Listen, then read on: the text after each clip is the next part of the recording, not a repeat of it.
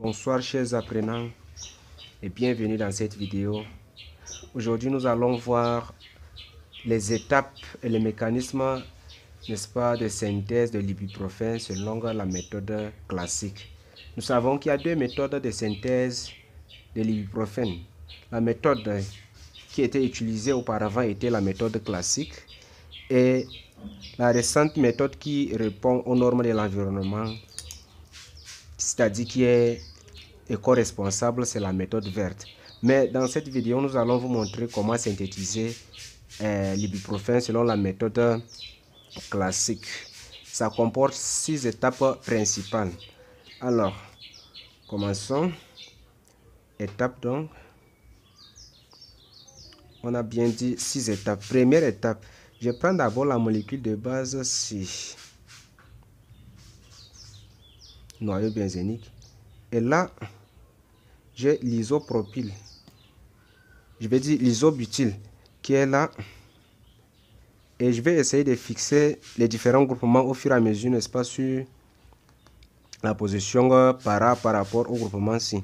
Puisque le groupement isobutyle est donneur par effet inductif, donc les substituants qui vont s'ajouter sur le noyau aromatique selon la règle de Hahnemann sera donc en para et en ortho, mais sauf que para est privilégié à cause de l'encombrement stérique qui dérange en position ortho.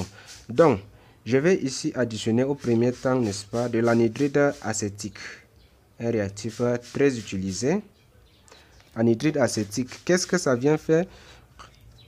Donc, ça vient se fixer, n'est-ce pas, en position par rapport à l'isobutyle. Donc, je fixe un groupement acétyl selon la réaction de Friedel-Crafts, bien sûr. Et là, ça c'est la première étape. En deuxième étape, qu'est-ce qu'on va mettre? On va ajouter ces réactifs.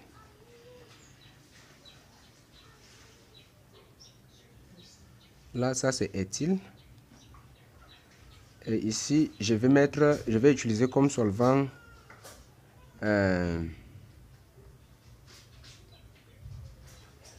éthanolate de sodium, une base forte. Ça c'est la deuxième étape, la réaction de Darzyns, qu'on va voir les mécanismes au fur et à mesure. Troisième étape, bon, en fait, reportons d'abord le produit de cette étape.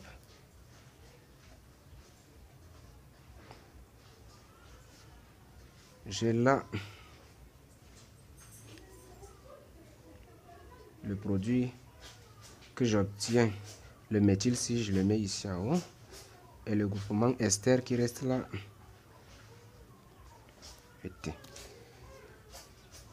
Alpha bêta époxy ester. Je vous ai déjà dit qu'on va voir au fur et à mesure le mécanisme de cette réaction. Maintenant, troisièmement, on va additionner l'ion hydronium.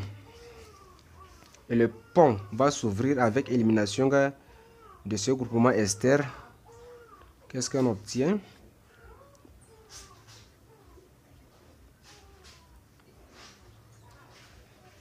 La fonction aldéhyde.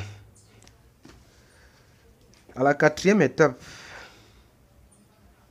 on va additionner l'hydroxylamine.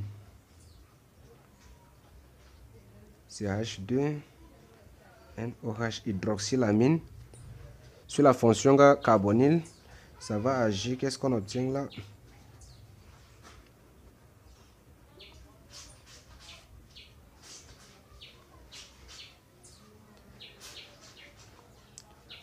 On remplace donc le carbonyle par le groupement imine ici. Bon, tout ça, ça s'appelle quand même oxyme. Ça, c'est la fonction imine. Du coup, la cinquième étape consiste à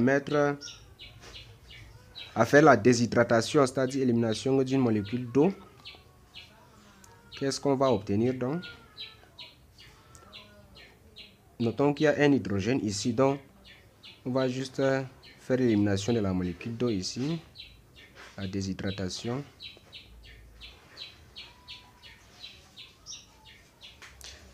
On obtient la fonction céto ici.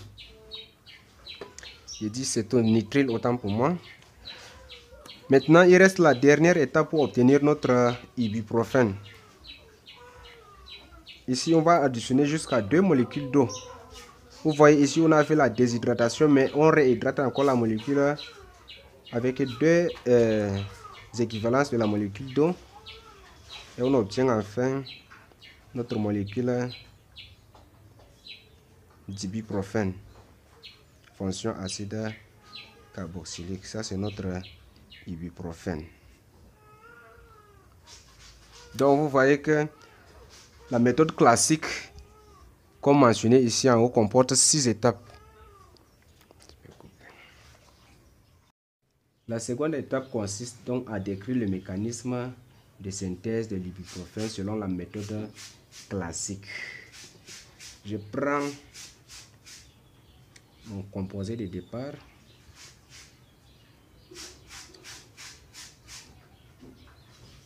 J'ai ça. Donc, le groupement isobutyle va orienter la fixation du prochain groupement soit en ortho, soit en para, selon la règle de Holleman. Mais sauf que la position para est privilégiée parce qu'il y a moins d'encombrement stérique à ce niveau. Donc, première étape, comme on avait décrit, je vais mettre de l'anhydride acétique. Anhydride acétique, qu'est-ce que j'obtiens? Donc, je vais prendre le doublet du noyau aromatique ici. Je fais donc l'attaque sur le groupement carbonyle et il y a ouverture. Donc,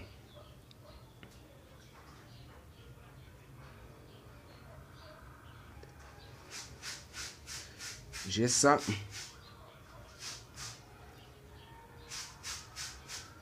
Ça, c'est le méthyle que je place en haut.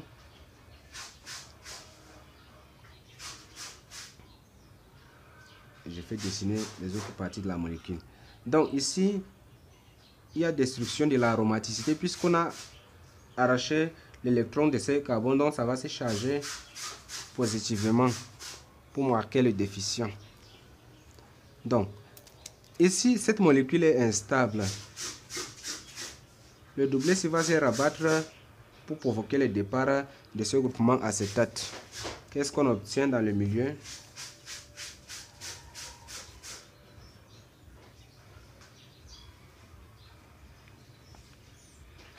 On a toujours plus là.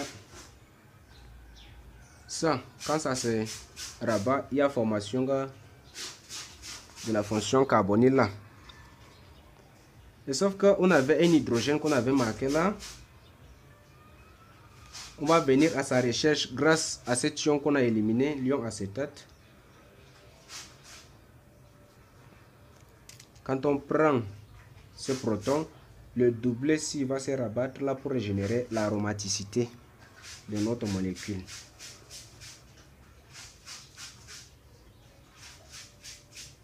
Voilà. Ça, c'est la fin de la première étape quand on a ajouté de l'anhydride acétique dans le milieu. Mais pour continuer avec cette réaction, pour me faciliter la tâche, je vais couper ce groupement là et que je note simplement R. Donc, c'est comme ça. Donc, la deuxième étape consiste à ajouter dans le milieu, n'est-ce pas, le réactif ici.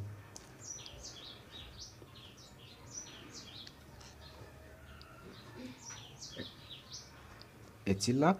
Donc, quand on ajoute un alpha-halogénoester dans le milieu qui contient la fonction carbonyle, ça c'est la réaction de Darzens, que j'écris là, Darzens. Et dans le milieu, on utilise comme solvant l'éthanolate de sodium, qui est une base très forte d'ailleurs. Donc, ceci, il y a d'abord attaque entre ces deux molécules avant de pouvoir ajouter là-bas. Essayons de matérialiser là.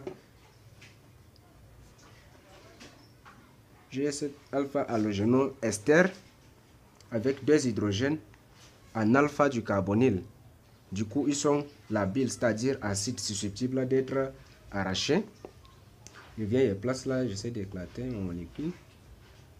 Quand je place l'éthanolate de sodium, comme on avait dit que c'est une base forte, ça vient arracher un proton et il y aura formation du carbanium. Là, avec l'ion négatif là. Ici, notons qu'il y a un hydrogène qu'on n'a pas représenté. Il ne faut pas dire qu'on a arraché les deux. Donc, quand on a déjà ces réactifs, je vais d'abord reporter ça avec R, comme je disais tout à l'heure. Voilà, on met maintenant ça dans le milieu réactionnel. C'est le mécanisme de la réaction d'Arzens qu'on est en train de faire comme ça, l'une des étapes de synthèse dans la méthode classique. Donc, le carbanium vient attaquer le carbonyle. Il y a ouverture de la fonction carbonyle. Je mets R. Je vais représenter le méthyle ici plutôt de ce côté pour que ça soit bien visible. Ça a gagné un électron. Et notons que quand on avait arraché un proton là, il y a le contre-ion qui est dans le milieu ici, le sodium. Toujours ici aussi. Donc, ça vient donc se localiser là. Donc, la suite de la molécule, j'ai formé la liaison C. Le chlore, je le mets ici en haut. Et la fonction ester, je la représente ici. Donc, dans ces milieux, il y aura réarrangement intramoléculaire. Donc, attaque dorsale ici. Élimination du chlore dans le milieu avec le sodium. Donc, on aura quoi? Ça, c'est la réaction de substitution nucléophile intramoléculaire. Un nucléophile qui vient attaquer pour provoquer le départ d'un autre nucléophile. Donc, moi, il y a NaCl. Qu'est-ce que j'obtiens?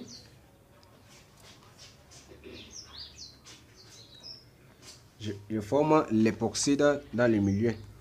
Imaginez, je forme la liaison ici, donc j'obtiens le triangle ici avec un sommet contenant l'atome d'oxygène. Donc, la fonction ester, ça reste là,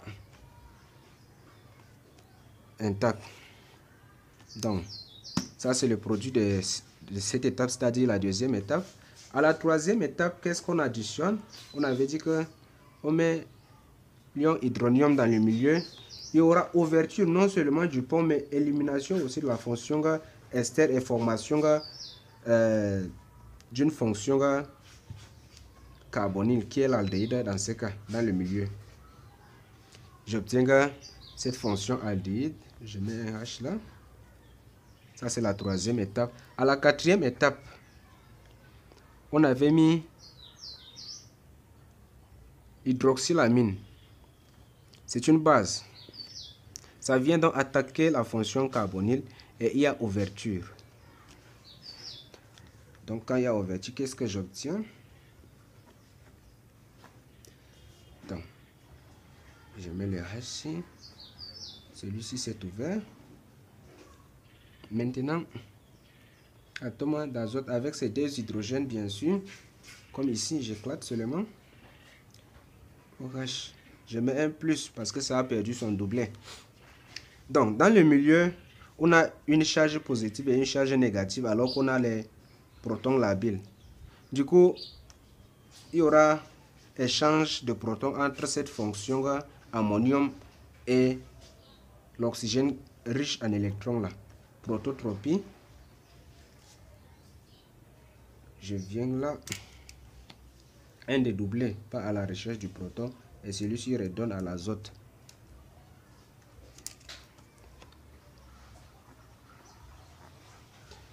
Donc là, j'ai un seul hydrogène à présent avec son doublet donc.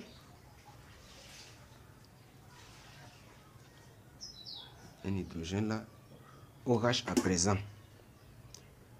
Donc, qu'est-ce que je fais ensuite? Un même atome de carbone qui comporte ce groupement hydroxylamine avec un OH n'est pas stable. Du coup, je vais faire rabattre ce doublet électronique pour provoquer le départ d'un ion hydroxyde dans le milieu. Et j'obtiens ceci.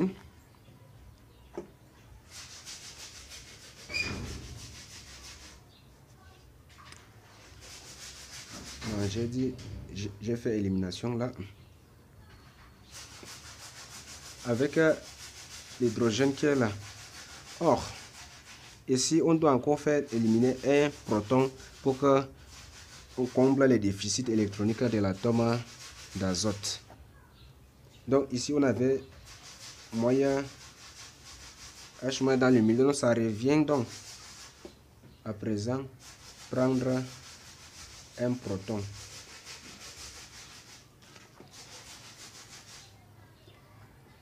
Donc j'obtiens là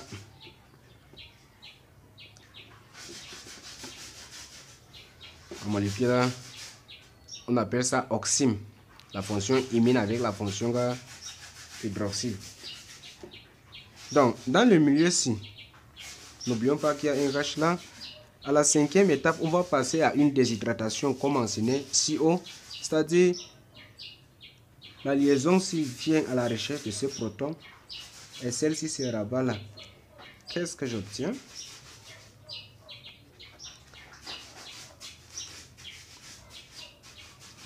Ici, c'est donc triple liaison.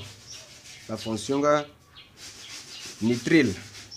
Donc, il reste dans la dernière étape, c'est-à-dire la 6e. On va faire l'hydratation de la fonction nitrile 2 fois. Donc, je vais donc représenter ça de manière claire pour qu'on puisse voir. Pour polariser cette molécule d'eau, je vais mettre la charge partielle négative et la charge partielle positive. Ici aussi, ça c'est carbone et ça c'est l'azote. Du coup, l'azote a la charge partielle négative et le carbone charge partielle positive. Donc, le négatif va aller avec le positif et le positif va aller avec le négatif. Qu'est-ce que j'obtiens? Cette liaison-ci, ça vient là. Et l'autre-ci part à la recherche du proton. À présent, j'ai rompu une liaison. Donc, je vais mettre seulement OH là avec N et NH. J'ai bien dit 2 fois l'hydratation. Donc, la prochaine étape consiste à faire la même gymnastique. Charge partielle négative, charge partielle positive. Ici, même chose, charge partielle positive, charge partielle négative. Donc, la liaison, si ça appartient à OH comme toujours, et celle-là, ça appartient à l'azote. Qu'est-ce que j'obtiens? Je mets donc R.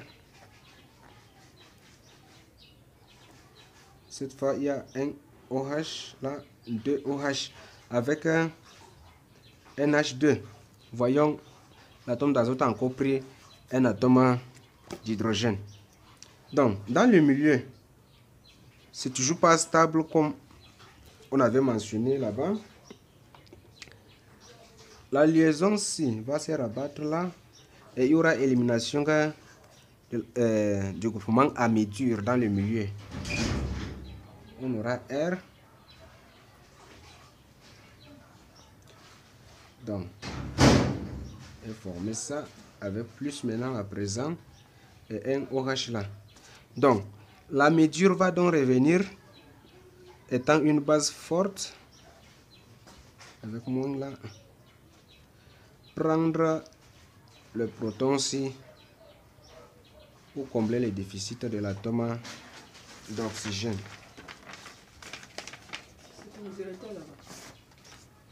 Donc, j'obtiens dans ma molécule qui est là avec la fonction acide carboxylique. Donc, je vais donc remettre la formule de R que j'ai utilisée au départ. Et avec ça,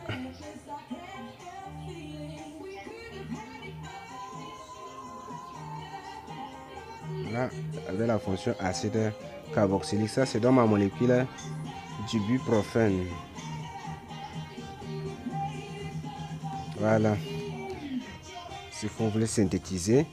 Et pour finir dans la vidéo, nous allons rappeler quelques propriétés pharmacologiques de l'ibuprofène et quelques médicaments ayant pour principe actif l'ibuprofène. Donc, propriétés pharmacologiques. Donc, l'ibuprofène a des propriétés anti-inflammatoires.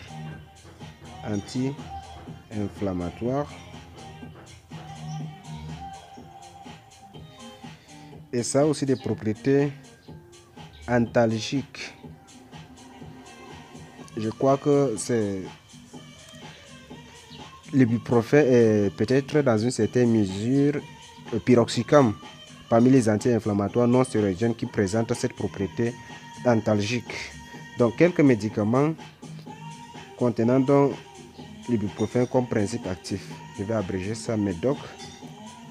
Ici on a Brufen, Brustan qui est une association paracétamol ibuprofène, Advil qui est une suspension utilisée chez les enfants. Après Advil, nous avons aussi Iprafaïne,